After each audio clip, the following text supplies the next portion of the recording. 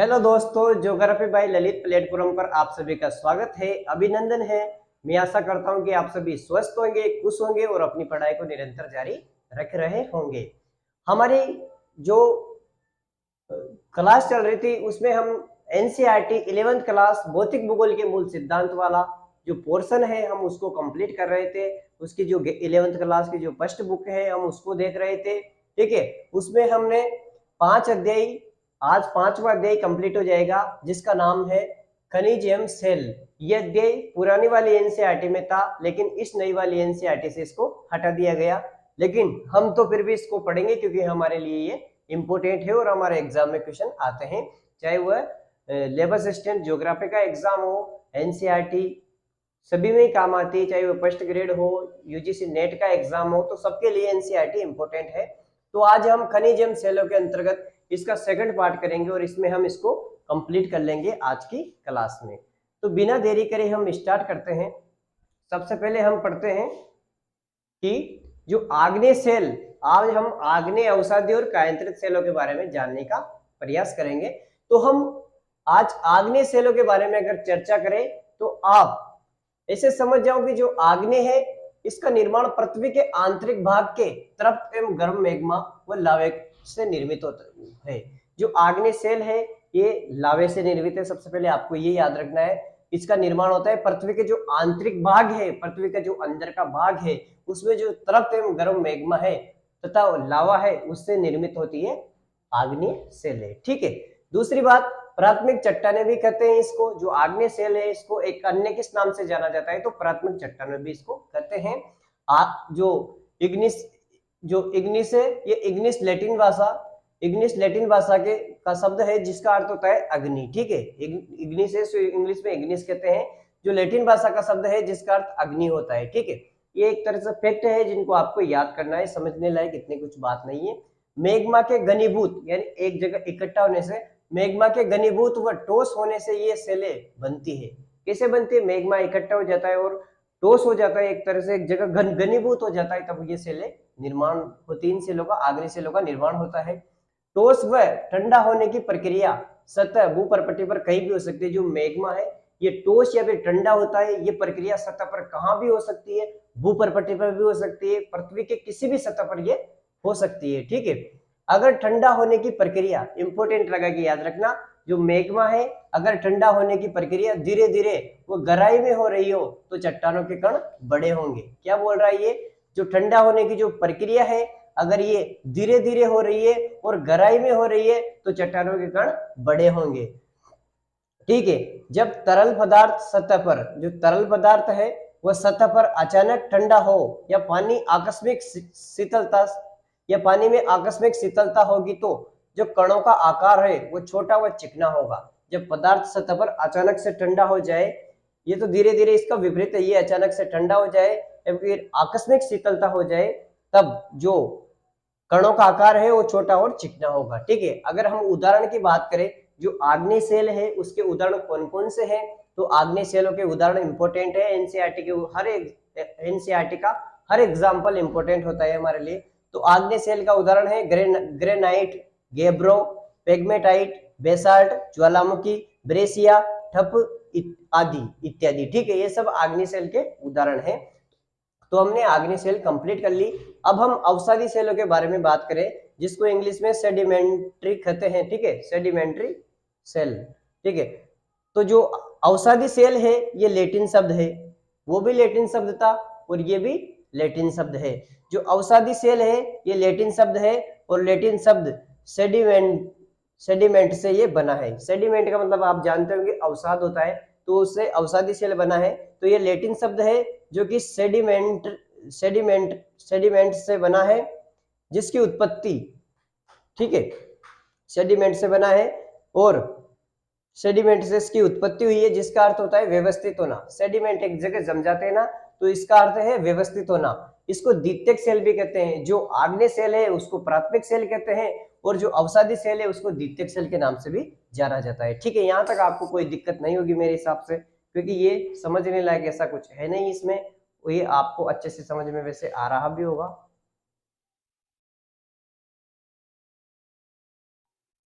अगर आगे अब मैं बात करूं कि पृथ्वी की सतह पर उपस्थित समस्त चट्टाने पृथ्वी की सतह पर उपस्थित समस्त चट्टाने अपक्षय कारकों हेतु अनावृत होती है। मतलब जो पृथ्वी की सतह पर उपस्थित जो समस्त चट्टाने हैं, जो भी समस्त जो चट्टाने हैं वो अपक्षय यानी जो टूटता फूटता है, अपक्षय कारकों हेतु अनावृत यानी होती यानी खुली होती। जो पृथ्वी की सतह पर जो भी समस्त प्रकार की जो चट्टानें होती है वह अपक्षय यानी टूटती फूटती है, अपक्षय के कारकों हेतु अनावृत होती है यानी खुली होती है। ये टूटे फूटे पदार्थ फिर अवसाद के रूप में निक्षेपित होते हैं यानी एक जगह जम जाते हैं। उसके बाद सघनता के साथ जब ये निक्षेपित होते हैं तब सेल बन जाती है। और ये प्रक्रिया सिलीभवन इंपोर्टेंट है। ये प्रक्रिया सिलीभवन मतलब जब पृथ्वी की सतह पर उपस्थित समस्त चट्टानें अपक्षय कारकों हेतु अनावृत यानी खुली होती है, ये टूटी फूटी पदार्थ फिर अवसाद के रूप में निक्षेपित होती है यानी एक जगह जम जाती है। ये सघनता के साथ जब ये निक्षेपित होती है तब सेल बनते हैं, और जब सेल बनते हैं तो ये प्रक्रिया सिलीभवन कहलाती है यानी लिथिफिकेशन बोलते हैं इसको इंग्लिश में, लिथिफिकेशन कहलाते हैं। जब ये चट्टानें एक जगह जम जाती है, घनीभूत होकर एक जगह इकट्ठा हो जाती है, सघनता के साथ ये जब एक निक्षेपित होती है तब सेल बनते हैं, और वो सेल से जो सेल बनने की जो ये प्रक्रिया है, ये निक्षेप जो ये प्रक्रिया है ये सिलीभवन कहलाती है, जिसको हम इंग्लिश में लिथिफिकेशन कहते हैं। कई बार एग्जाम में आया है कि सिलीभवन क्या होता है, ठीक है, लिथिफिकेशन कहलाता है। अवसादी चट्टानों में सरंध्रता का विशेष गुण पाया जाता है। मतलब जो अवसादी चट्टान है उसमें सरंध्रता का विशेष गुण पाया जाता है।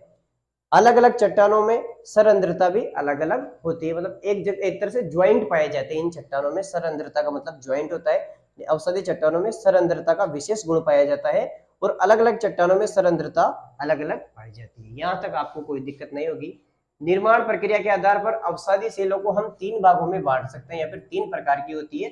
निर्माण प्रक्रिया के आधार पर जो अवसादी सेल है, ये अवसादी सेल 3 प्रकार की होती है।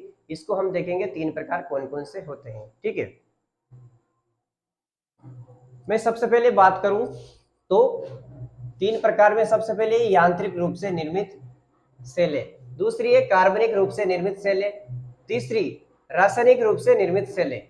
सबसे पहले मैं बात करूं कि जो बालों का अश्म है, बालों का अश्म, सबसे पहले मैं यांत्रिक रूप से निर्मित सेलों की अगर मैं बात करूं तो इसके उदाहरण है बालुकास्म, पिंडशिला, चूना पत्थर, सेल और विमर्दा। अगर कार्बनिक रूप से निर्मित सेलों की मैं बात करूं तो इसके उदाहरण है कोयला, खड़िया, चूना पत्थर, गिजराइट आदि। रासायनिक रूप से निर्मित में अगर इसकी बात करूं, रासायनिक रूप से निर्मित सेलों की बात करूं तो सरंग प्रस्तर, चूना पत्थर, हेलाइट और पोटास। कायंत्रित सेलों की अगर मैं बात करूं, अब हम पढ़ेंगे, हमने आग्नेय सेलों के बारे में देख लिया, अवसादी सेलों के बारे में देख लिया। अब कायंत्रित सेलों की अगर हम बात करें तो कायंत्रित का सबसे पहले आपको यही याद रखना है कि कायंत्रित का अर्थ क्या होता है। तो कायंत्रित का अर्थ होता है स्वरूप में परिवर्तन। कायांतरित या फिर रूपांतरण, आपने सुना होगा नाम कायांतरित या रूपांतरण। तो कायांतरण का अर्थ होता है स्वरूप में परिवर्तन। ढाल, आयतन, अब ये स्वरूप में परिवर्तन किस किस से होता है, तो ढाल, आयतन, तापमान में परिवर्तन के कारण निर्मित जो कायांतरित सेल है, ये ढाल, तापमान, आयतन में परिवर्तन के कारण निर्मित होती है। जब गर्म या तृप्त मैग्मा सेलों के संपर्क में आता है तो सेलों पर दबाव पड़ता है। मतलब जब गर्म या फिर जो तृप्त जो गर्म मैग्मा होता है वो सेलों के संपर्क में आता है या फिर सेलों पर दबाव पड़ता है। जब सेलों पर दबाव पड़ता है तो सेल अपनी मूल अवस्था में बदल जाती है। जब सेलों पर दबाव पड़ता है, सेलों पर जब दबाव पड़ता है तो सेलें अपनी मूल अवस्था में बदल जाती है। कायांतरण में सेलों में क्रिस्टलीकरण होकर पदार्थ वास्तविक सेलों में संगठित हो जाते हैं। जो कायांतरित चट्टानें हैं या फिर कायांतरित सेलों में है, जो कायांतरित सेल है उसमें क्रिस्टलीकरण होकर जो पदार्थ है वो अपने वास्तविक संगठन में परिवर्तित हो जाते हैं। इसमें क्रिस्टलीकरण मतलब एक जगह क्रिस्टल यानी टूट फूट होकर वो क्रिस्टल होकर पदार्थ वास्तविक सेलों में संगठित हो जाते हैं, ठीक है। अब 2 शब्द है, एक तो है कायांतरित गतिशील कायांतरण और एक है उष्मीय कायांतरण। इन दोनों को आपको समझना बहुत जरूरी है। एक तो है गतिशील कायांतरण और एक है उष्मीय कायांतरण। जो गतिशील कायांतरण है वो बिना किसी रासायनिक परिवर्तन के टूटने खिसकने के कारण वास्तविक सेलों में संगठन होता है, ठीक है। जो गतिशील कायांतरण है तो ये क्या होता है, तो बिना किसी रासायनिक परिवर्तन, मतलब कोई रासायनिक परिवर्तन नहीं, बिना किसी रासायनिक परिवर्तन के टूटने व खिसकने के कारण वास्तविक सेलों में संगठन होता है, जिससे गतिशील कायांतरण का निर्माण होता है। जो उसमें कायांतरण है, ये उसमें कायांतरण क्या होता है, तो सेलों की रासायनिक संरचना में पुनः संगठन होना उसमें कायांतरण कहलाता है।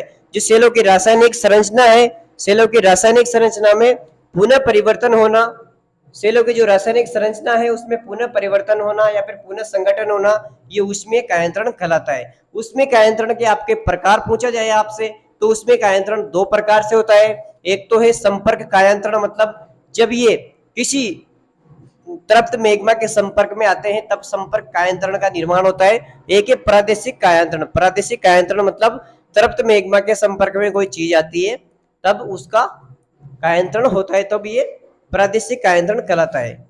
ठीक है, इस प्रकार से हमने जो गतिशील गतिशील कायांतरण या फिर उसमें कायांतरण के बारे में देख लिया। उसमें कायांतरण के दो प्रकार भी हमने देख लिए। अब हम बात करते हैं कि जो कायांतरण की प्रक्रिया में कुछ खनिजों या कणों का रेखा सतह के रूप में जमाव, मतलब जो कायांतरण की जो प्रक्रिया है उसमें जो कुछ खनिज मिलते हैं, कायांतरण की प्रक्रिया में जो खनिज निकलते हैं या कणों का एक रेखा सतह के रूप में जमा हो जाता है, जिसको पत्रण या फिर फोलिएशन कहते हैं। तो आपसे ये याद रखना है कि पत्रण क्या है, जो पत्रण या फिर फोलिएशन क्या है।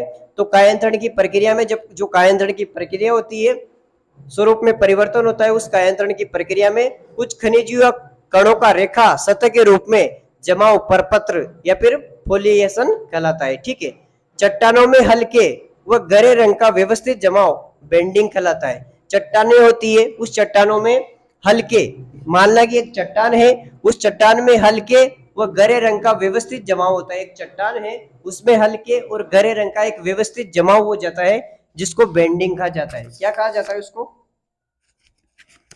बेंडिंग कहा जाता है। जो चट्टान है उसमें हल्के और गहरे रंग का जमाव हो जाता है, जिसको बेंडिंग कहते हैं। तो बेंडिंग आपने देख लिया, पत्रण आपने देख लिया। पत्रण तो कुछ खनिजों कणों का रेखा सतह के रूप में जमा हो जाता है, उसको पत्रण या फोलिएशन कहते हैं। और चट्टानों में हल्के व गहरे रंग का व्यवस्थित जमाव बेंडिंग कहलाता है। इन सेलों को बेडेड कहते हैं, ये भी याद रखना आप। जो ये सेलें होती है कायांतरण की प्रक्रिया में, जो सेल होती है इन सेलों को बेडेड कहते हैं। क्या कहते हैं? बेडेड कहते हैं इसको, बेडेड, ये याद रखना। इन सेलों को बेडेड कहते हैं। क्या? बेडेड कहते हैं। अब कायांतरण सेलों के अगर उदाहरण की हम बात करें तो देखो हर एग्जाम्पल इंपोर्टेंट है, मैंने बोला एनसीईआरटी का। तो कायांतरण सेल का अगर उदाहरण की हम बात करें तो इसका उदाहरण है साइनाइट, स्लेट, सिस्ट, संगमरमर, क्वार्टज, पट्टिनासमीय सेल आदि, ये सब इसके उदाहरण हैं। अब हमने जो पत्रण सेलों की बात करी, पत्रण सेलों के अगर हम उदाहरण की बात करें तो स्लेट, सिस्ट और नीस, ये पत्रण सेल के उदाहरण हैं। पत्रित सेल के उदाहरण है। कौन कौन से हैं पत्रित सेल के उदाहरण? स्लेट, सिस्ट और नीस। अपत्रित सेल के उदाहरण की हम बात करें तो अपत्रित सेल के उदाहरण है क्वार्टजाइट, संगमरमर, सर्जेनाइट आदि। सेल चक्र की हम बात करें कि सेल चक्र क्या होता है लास्ट में, सेल चक्र में मतलब इस प्रक्रिया के तहत जो तृप्त मैग्मा होता है, कायांतरित सेलें होती है, ठीक है, उसके बाद जो निक्षेपण होता है, अवसाद, मलबा आदि एक प्रक्रिया के माध्यम से गुजरते हैं और एक प्रक्रिया के माध्यम से मलबा आदि एक प्रक्रिया के माध्यम से गुजरते हैं। ये चक्रीय रूप में परिवर्तन रहते हैं, हमेशा ये घूमते रहते हैं, जिसमें निक्षेप भी होता है, अवसाद भी जमते हैं, मलबा भी जमता है, निक्षेपण भी होता है। इन सब प्रक्रियाओं के चक्र बनता है, जिसको हम सेल चक्र कहते हैं। इस प्रकार से हमने हमारा जो 5वां अध्याय था खनिज एवं सेल, इसको हमने कंप्लीट कर लिया है। एक बार मैं इसका आपको रिवीजन करवा दूं।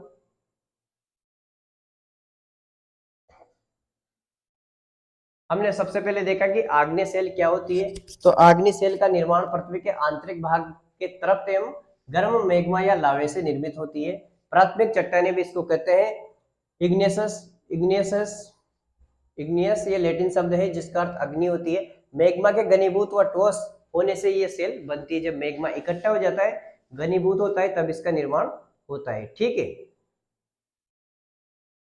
और ठोस व ठंडा होने की प्रक्रिया सतह पर कहीं भी हो सकती है, भूपर पट्टी पर कहीं भी हो सकती है, पृथ्वी की सतह पर कहीं भी देखी जा सकती है। अगर ठंडा होने की प्रक्रिया धीमी या धीरे धीरे व अगर ठंडा होने की प्रक्रिया धीरे धीरे व गहराई में हो रही हो तो चट्टानों के कण बड़े होंगे, जब तरल पदार्थ सतह पर अचानक ठंडा हो या पानी आकस्मिक शीतलता होगी तो कणों का आकार छोटा व चिकना होगा। उदाहरण की बात करें हम आग्नेयशिला के उदाहरण ग्रेनाइट्स, गेब्रो, पेग्मेटाइट, बेसाल्ट, ज्वालामुखी, ब्रेशिया, टप आदि। अवसादी सेलों की हम बात करें, सेडिमेंट्री की हम बात करें तो लैटिन शब्द सेडिमेंट से ये इसकी उत्पत्ति हुई, इसका अर्थ व्यवस्थित होना होता है। सेडिमेंट की अगर आपसे बात करें अवसादी का अर्थ क्या होता है तो उसका अर्थ होता है व्यवस्थित होना। द्वितीयक सेल इनको कहते हैं। पृथ्वी सतह पर उपस्थित समस्त चट्टानें अपक्षय कारकों हेतु अनावृत या खुली होती है। ये टूटे फूटे पदार्थ फिर अवसाद के रूप में निक्षेपित होते हैं। सघनता के साथ जब ये निक्षेप होते हैं तब सेल बन जाती है और ये प्रक्रिया शिलीभवन कहलाती है, लिथिफिकेशन कहलाती है। अवसादी चट्टानों में सरंध्रता का विशेष गुण पाया जाता है। अलग अलग चट्टानों में सरंध्रता भी अलग अलग पाई जाती है। ठीक है,